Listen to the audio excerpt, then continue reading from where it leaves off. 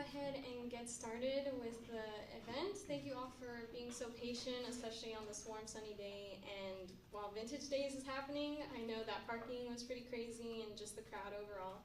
So it really means a lot that you all made it out here, that you're here to celebrate the journal with us. So if you don't mind, I'd like to just give everyone a round of applause, especially our contributors. Whether or not you're reading tonight, please know that your work, and even if you submitted and didn't make it into the journal, your work was highly valued. It means a lot to us that we get to celebrate your work and just be able to be on the editorial side and put it together, bring it to life. So yeah, for those of you who don't know me, my name is Angelina Leaños. I'm the president of Chicanx Writers and Artists Association, also known as CWAA, because that is a mouthful. And again, thank you for joining us. Today is really special because this will be the publication of our 25th volume. So since 1991, correct? Yeah, we have been publishing this journal annually, but it has gone on hiatus a few times. So being able to revive the volume numbers and the journal overall was really meaningful to us. So in addition to that, we will have a guest speaker, David A. Romero. So David, thank you for joining us. We're excited to hear your work.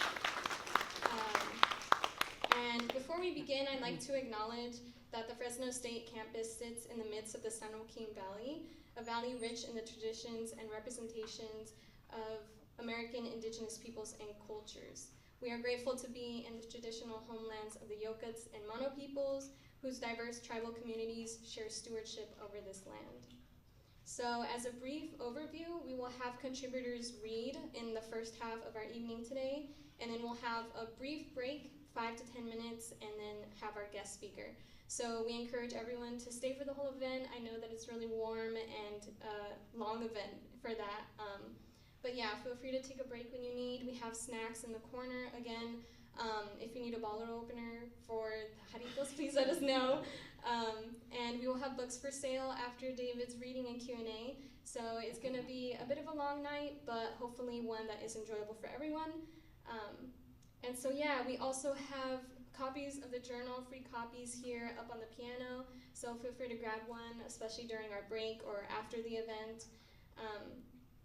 And yeah, so also if you need restrooms, they are down the hall to your left, something about another left, I don't know. They're somewhere down the hall. And so now I invite CWAA leader Miguel Ángeles, who will be the MC for the night. Thank you all for coming, really appreciate it.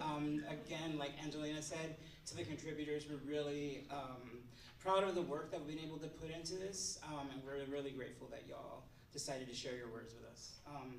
And with that said, we're going to start with our first reader. Eduardo Espinoza-Gonzalez is a creative writing senior at Fresno State. His writing addresses topics like the supernatural, family, and identity. When he's not procrastinating, he is writing fiction, nonfiction, and poetry. His work has been published in the High Literary Journal, the San Joaquin Review, and the CWAA Journal. Please welcome Eduardo Espinoza-Gonzalez. Okay, so you guys can turn the page to 19, and you'll see that it's a little weird. So just don't mind if I start flipping my book around, okay? And this poem is actually called UFO. And it goes something like this. I roamed the desolate sea above the clouds, waiting to be spotted, in search of something warm, but the temperature is the only warmth here. The stares and the chatters of pierce the cold, pierce colder than the emptiness of space. Stuck in the vacuum of media, I fall into obscurity. It never has been. I drift amongst the crowds, but nobody notices. Once I dominated the news as people watched in awe and terror. Kids poured stars from their eyes, covered in hopes and dreams. Now things move so fast that nobody looks towards me. On the news, chaos rings of conflict and death. When will it be my turn to take center stage? To be on everybody's mind, or at least in somebody's eyes. A lonely UFO, drifting ever so closer to the infinite abyss of heat. From the farthest reaches of space, now nobody gives this alien a place to belong, in a place where nobody gets along, drifting ever closer to the nothingness of the sun, the world down below so foreign. I will drift till the end of time, with a glimmer of hope to be as human as an alien can ever be.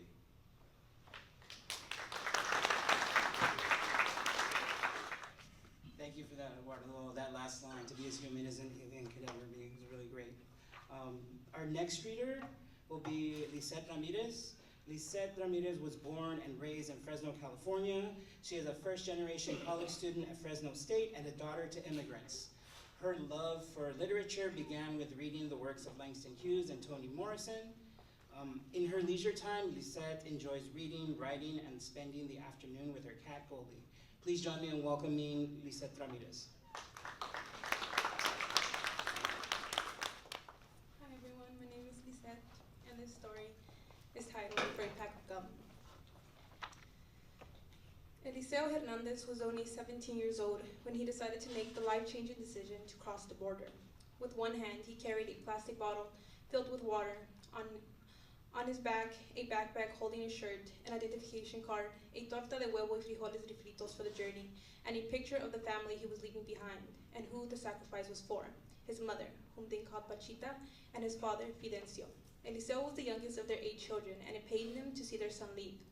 On the morning of Eliseo's departure, his father begged his son to stay. His mother, crying in the other room, desperately tried to convince him, yet was without success. Why must you leave, Eliseo? Fidencio asked. If you stay, I will work harder. Panchita entered the room. Please, mijo, I will not be able to live if anything were to happen to you. He tightly hugged his mother. Do not try to convince me anymore. Living in poverty is cruel, and I am tired of it. ¿Por qué me permito vivir una vida tan conformada con la pobreza? Are you being driven by greed? Fidencio asked, tears stained on his cheeks. That should not be a reason for you to leave.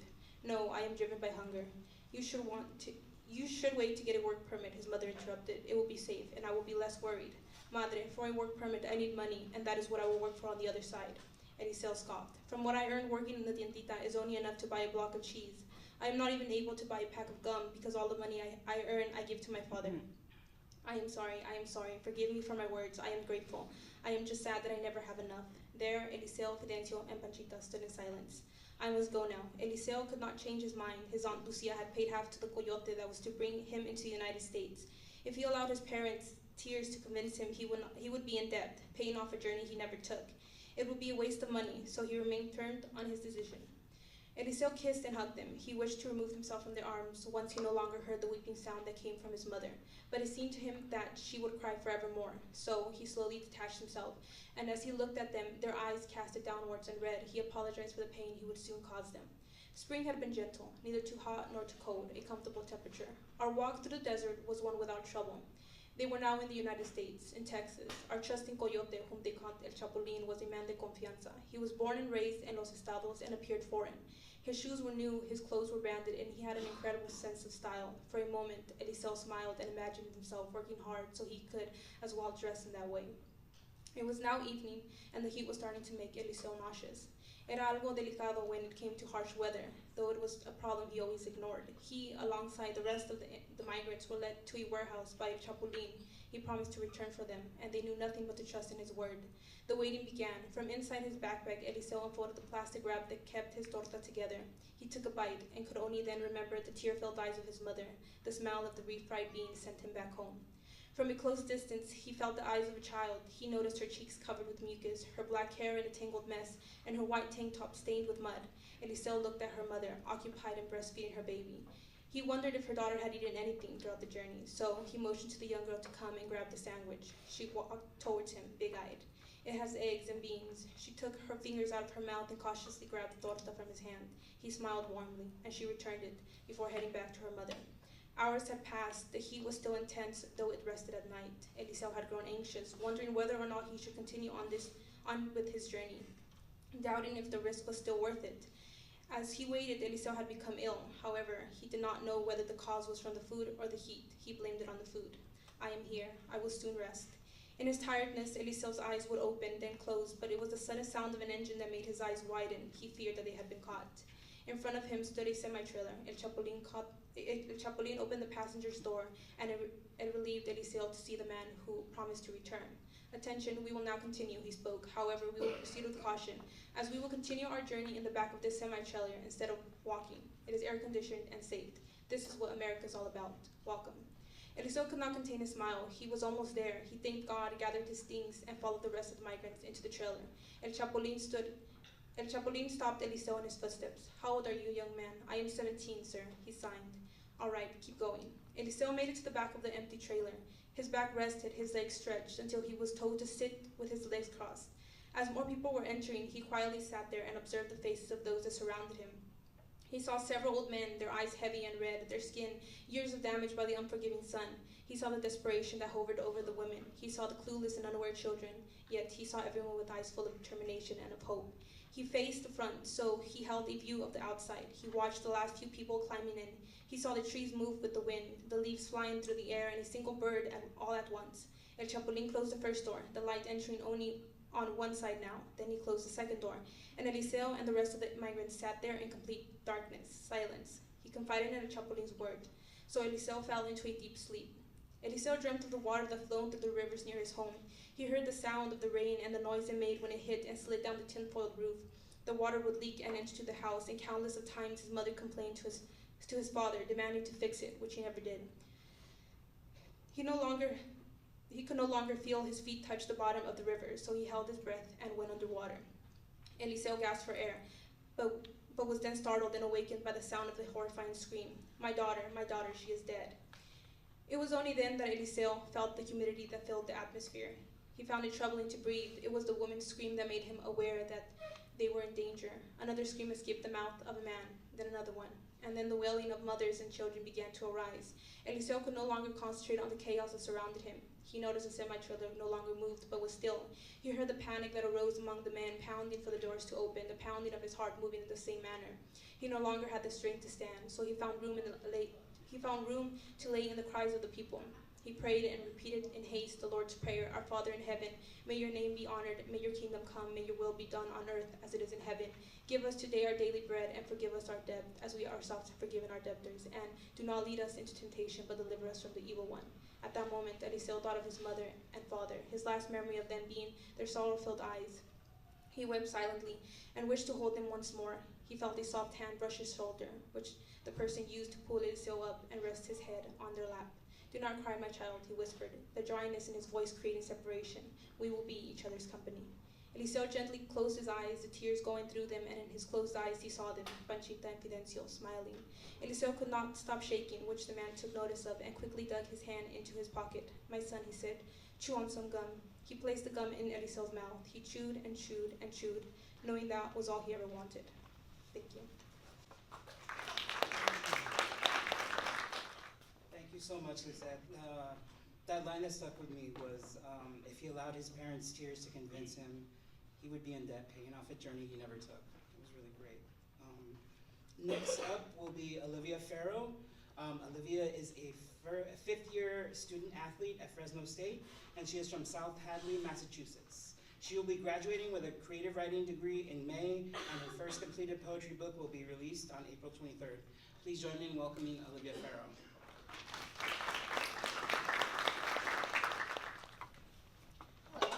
Hello, my name is Olivia, and this poem is called It's Cold in Plymouth. It's cold in Plymouth.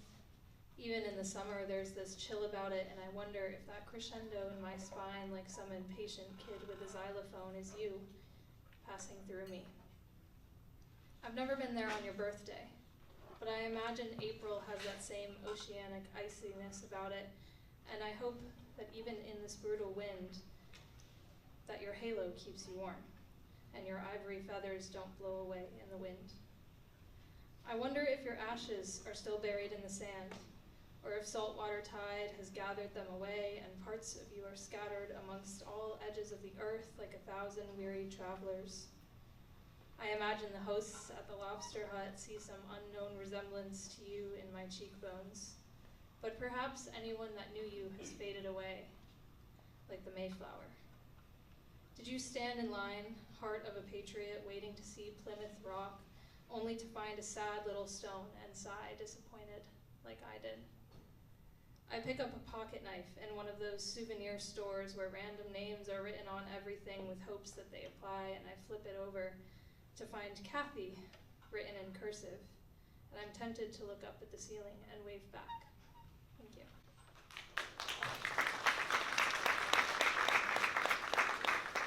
I wonder if your ashes are still buried in the sand. That stuck with me. Thank you, Olivia. Our next reader is Audra Burwell. Audra is a dedicated writer, poet, and communications professional with a passion for creative expression and community engagement. She earned her Bachelor of Arts in Creative Writing from California State University, Fresno, and is currently pursuing a Master of Fine Arts in Creative Writing with a specialization in poetry. Please join me in welcoming Audra Burwell.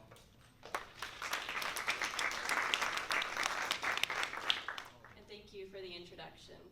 I'll be reading 2 poems today. The first one is on page 11, and it's pronounced Awalia in Gaelic. Discover your bloodline on a Camden hillside, graves still mourning your absence.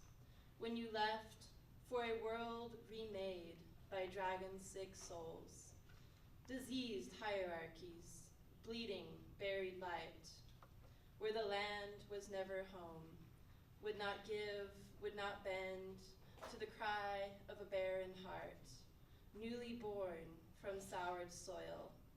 Outside, hatred bruises a sky black, as you say goodbye to yesterday's lie. Evacuate toms filled with milk, a necropolis of ancestors lost and waiting for your return.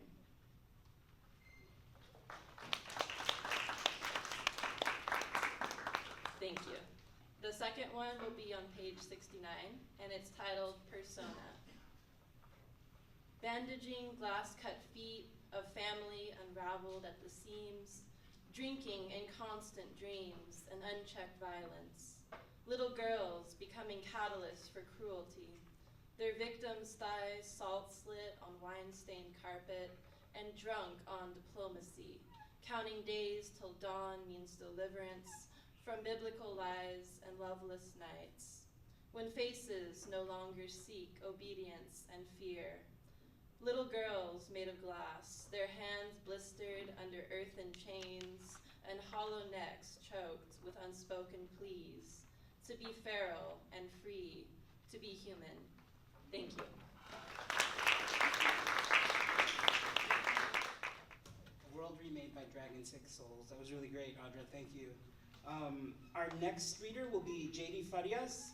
Yeiri Farias is a student of creative writing at Fresno State. She loves reading almost any genre, but has a special love for surreal magical romance and literary horror. Please join me in welcoming Yeiri Farias.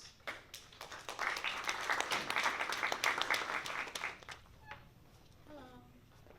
Today I will be reading How Can I Be Enough for You? I don't know how to swim, but I can splash the salty water around me as I sit on the wet sand. From the shore, I observe how my cousins play. Everyone else swims and their pearly skin glimmers under the sunlight. The same sunlight that I am told to avoid. I don't know what it's like to be my grandmother's favorite grandchild. Yo soy siempre la negrita, pushed to the fading edge to not ruin her picture-perfect family scene. Pushed to the corner where the picture frame will hide me. But I am still in the picture. Shouldn't that be enough? I know that I am not enough for my grandmother. And yet, she pushes me to be more. More grown up to nurture and teach. More malleable as to not refuse orders.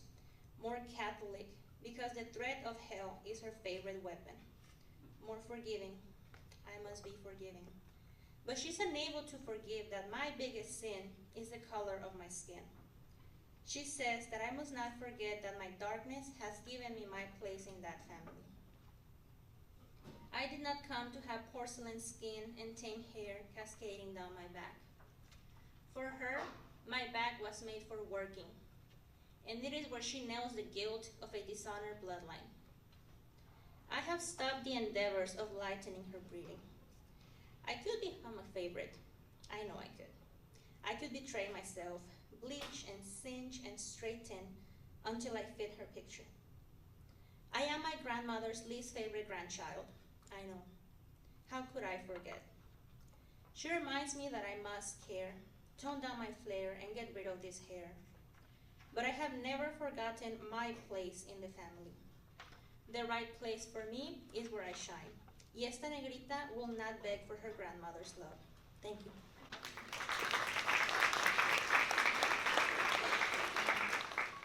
Thank you so much, JD. I stopped the endeavors of lightening her breathing. Well, thank you. Our next reader will be Meche Olvera. Meche Olvera studies fiction in the MFA program. She works as a student assistant for the Arnie Nixon Center for the Study of Children's Literature inside the Fresno State Library, and she has served as the program's student representative. Her writing focuses on mental health, grief, and queerness and healing. Please join me in welcoming Meche Olvera.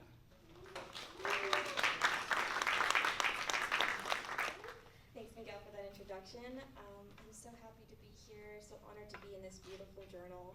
I'll be reading my poem on page 30, titled, When Grief Became a Journey. When grief became a vaquero, tired boots and old westerns on VHS were left behind. Tejano songs with forgotten lyrics, an empty dance floor in a cluttered garage, tequila breath and lemon.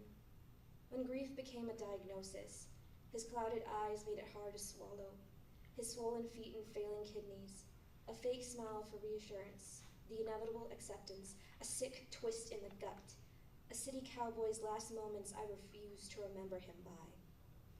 When grief became a desert, the horizon tethered my sanity to the purple mountains, my eyes a cactus mirage, my hands torrid dust and sandstorm.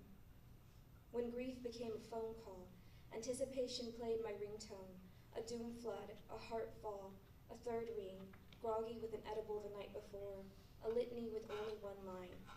He's gone. When grief became a window, the stillness framed the weight of before and after. It closed the blinds and broke. It cracked. It gave. It rained. It propped open again. Thank you. Thank you, Meche. That repetition, when grief became. Thank you so much. Our next reader is David R. Carrasco-Gomez. David R. Carrasco-Gomez is a first-year MFA student in poetry at CSU Fresno. He is interested in crossing and blending various genres of writing and art. He can be found around town drinking too much coffee and studying ancient Greek. Please join me in welcoming David R. Carrasco-Gomez.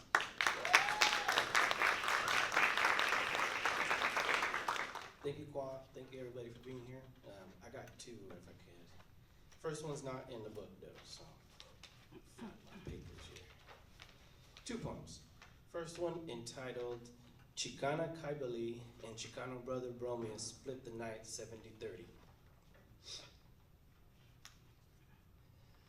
Menthol Mother Mary Makali, doors locked, lights low, her cherry glows, bobbing on her counting lips, parsing the syntax of tickets and bills, flick, flick, flack, laying down crisp greenback, crackling with leftover slave owner ghost residue, face down, motherfucker, holy ma, holy bosom, stashing 10, 20, 30 more. They don't need it, honey, they don't need it.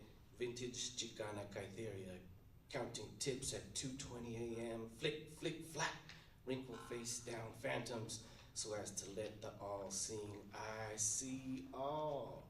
The Georges licking wooden lips, the Abrahams winking behind sloshing rosé, the occasional genocidal Jackson expecting warm bread and flowing wine served in the whiskey-smoked mode of sexed-up saccharine salutation, out of the weeds, out of the kitchen. I am of two service serpents attaining human shape again, to bathe in rippling neon shadow, to dissolve into damp busboy soil. They don't need it, honey. They don't need it, but we do. Wrap it in a fawn skin. Tuck your haughty thyrsus into your waistband. Fishnet food is on the table again. Chicanx disassembles into a pile of snakes and skulls and severed arthritic hands. I gather them up into my crumpled backpack and lock the door behind me. As in quiescent gratitude, the hollering night smolders into black repose.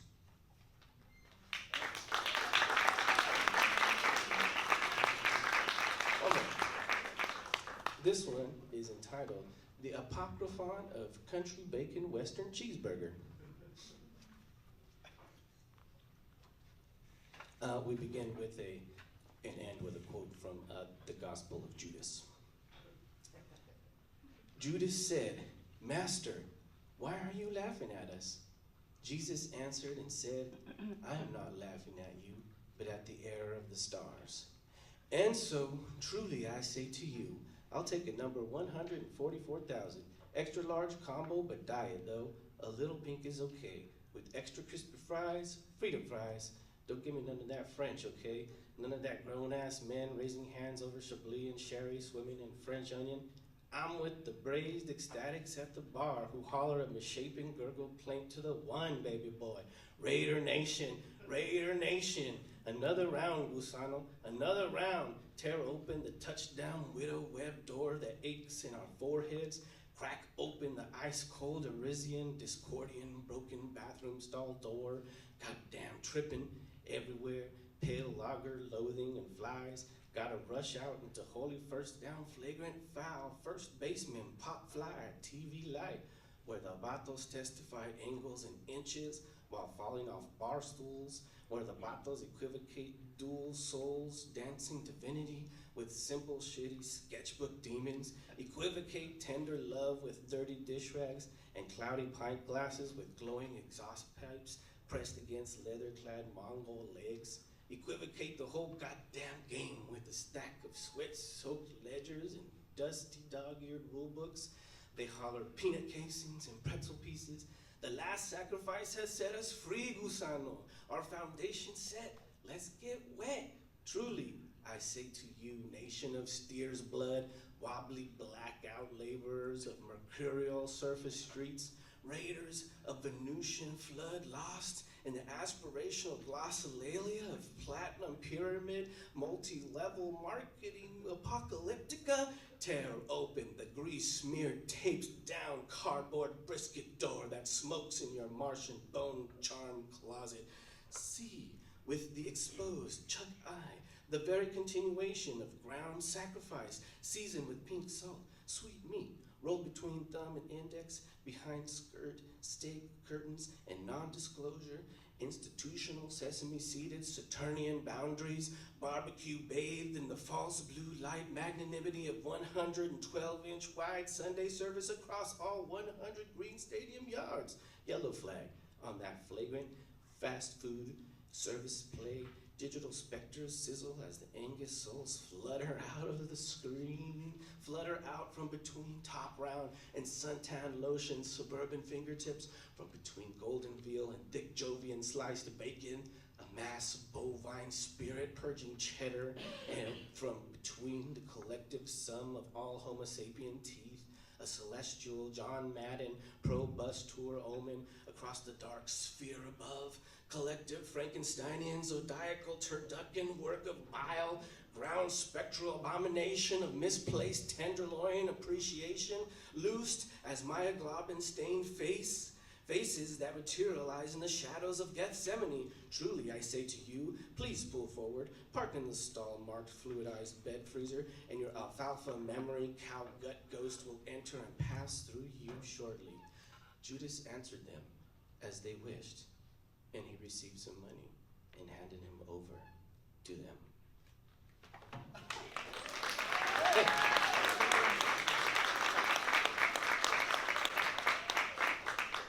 Thank you, David. There were so many lines in there where I was just saying, aspirational glossolalia. That's what I'm going to take away from this. So up next, we have Benjamin Rigby. Benjamin Rigby is a Fresno native and soon-to-be Fresno State graduate whose poetry explores identity and transformation. He finds inspiration in music, late-night drives, and his loved ones. When not writing, he enjoys live shows, family movie nights, and bugging his orange tabby, Cece. Please join me in welcoming Benjamin Rigby.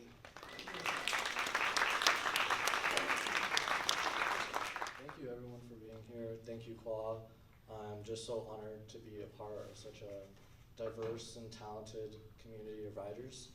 So, yeah, thank you. This first poem is called The Weight of Air. It's on page 36, if you want to follow along. There is a thickness to silence on nights like these, when everything that can float decides to sink. Even the streetlights outside my window seem to grow weary, bowing as if the light itself is too heavy to hold. I sit here, catching glimpses of myself in the glass, each one slightly blurred, each one watching back. The ghost of who I might become hovers somewhere behind me, patient as fog. If I close my eyes, I can almost feel his breath, warm and still against the back of my neck. It's the weight of air, I think, a density that settles in the spaces where our voices go quiet, a pressure that rests on bones too young to feel old. I wonder if this is how we are meant to know ourselves in these soft reflections, pieces that surface, pieces that drift back into dust.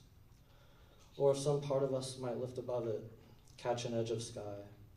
But tonight, there's a heaviness in my limbs, a sense of everything keeping me in place. Rain pools in the street, a single leaf caught beneath, held by the night air. Each thought scatters, as fine and gray as ash, the past, the future, love, doubt, longing. All these shapes float here, suspended in the quiet. Stripped down, peeled back to the finest breath. I think I'm only the air itself, stretched and drawn across the edges of the moment. I breathe it in, watching myself vanish until only the weight of silence remains. I sit with it, feeling my skin graze the edges of a truth I can almost touch, until it is just me and the heaviness of air, caught between a question and its answer. Tomorrow I might rise again, but tonight I sink, the weight of all that I am folding inward into a single breath.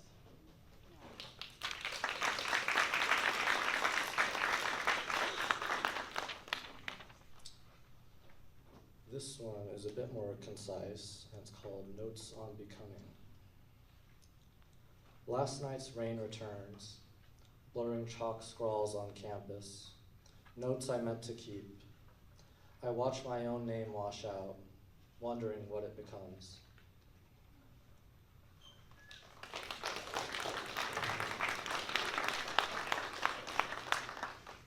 I'm gonna cheat for a bit because this last poem I want to read is not in the journal, but it was just calling for me to read it. Spring obeyed for my 22nd birthday. Dawn is a friend who never waits for your permission. S.K. Valenzuela. You wake into the color of almost light, sky bruised pink and unpromising. A single morning dove testing the air for sound. The lawn steams, its dew folding into an air. No candles, no breakfast song, just your body, a quiet kind of aware. The journal from last night lies open, still remembering what you thought was important. No blood moon, no mothwing ache, no burn to catalog, only the ghost of your hand in the crease. You write nothing yet. You just read the quiet until it stops, defending itself. There are dreams hanging like soft strawberries overhead, one where I live by the river, thick with books, a life built from drafts and stacks, spines cracked open like prayers I forgot I knew. Another where Arthur and I are boys again, pockets full of acorns, blossoms, and questions. In this light, even doubt softens, not gone, just shelved, as winter scarves in April. I think of what it means to greet your own life without asking it to change for you. The birds begin again without permission. I let them. Let them name the morning I nearly forgot I had. Thank you again. Thank you, Benjamin. Caught between a question and its answer. Thank you so much. We have 3 more readers. Our next reader will be Aissa Perico. Aissa Perico is a poet based in Fresno, California, and was raised in the Central Valley. She graduated from California State University, Fresno, with her Bachelor of Arts in English with an emphasis in creative writing, and is currently pursuing her MFA in poetry at Antioch University, Los Angeles. Her writing navigates her Mexican heritage, culture, love for nature, and everyday life. Please join me in welcoming Aissa Perico.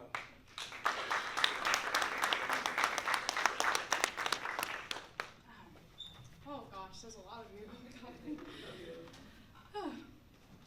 I want to thank Flyers, Cockroaches and Poets for allowing me this opportunity to speak alongside these amazing writers. My poem is called The Nawal. It's based in Mesoamerican mythology, and it's believed that the Nawal is capable of becoming an animal and using it for evil or stealing. So this is my poem. The Nawal. My culture was taken from me when I was sleeping. A Nawal came and reached down my throat, clawing at my culture that tried to hold on, tearing my esophagus on the way up, stealing my Spanish-speaking tongue, leaving me only with the ghost shattered. I imagined myself before the evil spirits came, rolling my R's and singing at family gatherings. I was honored with the beautiful quinceañera. I was never called güera. I was educated on Mexican traditions. Call me the perfect Latina. Sometimes I see my culture's ghost when I look in the mirror. Long brown hair and brown skin that shimmers. She is a ghost that sleeps in the back of my eyes, hopes one day the Naul will visit again, will put my culture back where it came from, and my Spanish-speaking tongue will sing once more. Thank you. She's a ghost that sleeps in the back of my eyes. Thank you so much, Aissa. Our next reader is Jasmine Maldonado. Jasmine Maldonado is a graduating senior in English Studies. She's set to receive her degree this May, and her hope is to one day inspire younger generations to find their voices within literature. Please join me in welcoming Jasmine Maldonado.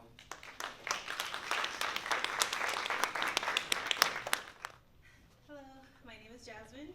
The title of my poem is called Tus Sueños, and it's in page 73. It's inspired by my father, who I dearly love. Tus sueños. A veces te miro y me pregunto, ¿cuáles fueron tus sueños? Leaving your pueblo to try and find success. Parents left behind were feelings you tried to always repress. I heard your cries in the middle of the night, whimpers. You'd put on a tough act, porque los hombres no lloran. I'd ask, ¿cuáles fueron tus sueños? No reply. You left your pueblo to care for your parents, dreaming and hoping they'd be well off. Your hard work paid off. Sending money weekly, even when you had nothing left. We stood in lines with others until one day we didn't. Black ribbons, orange flowers, and decorated skulls. Cigarettes and a Coke are placed on the altar, and a picture of an old couple holding hands. We stand there looking at the altar. A tear escapes your face as they bring you to an embrace. You say, esto era mi sueño, to take care of them until the very end.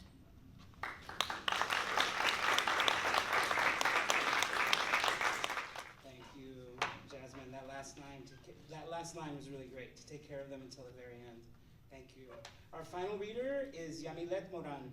Jamileth Moran is in her last semester at Fresno City College. She will be graduating with associate's degrees in Spanish and English, as well as a certificate in American Indian Studies.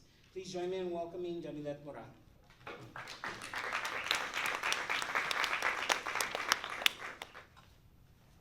So this poem, I read it when I was off my meds, so don't recommend doing that.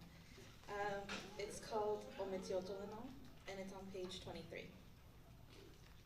Just like the presiding god of old, I am two and one. Ambivalence dominates the mind, corrodes the iron within, turns tales into fables. Magistrates turn into maggots, time to dust, and still the sands revert and shine. I really never stood a chance. Lean into the whispers, look in the mirror, and see the truth. Everything is connected and nothing and all. Theologists wonder and speculate but never know. Home exists in the blood, lives in the heart, shows in my nose. Thank you.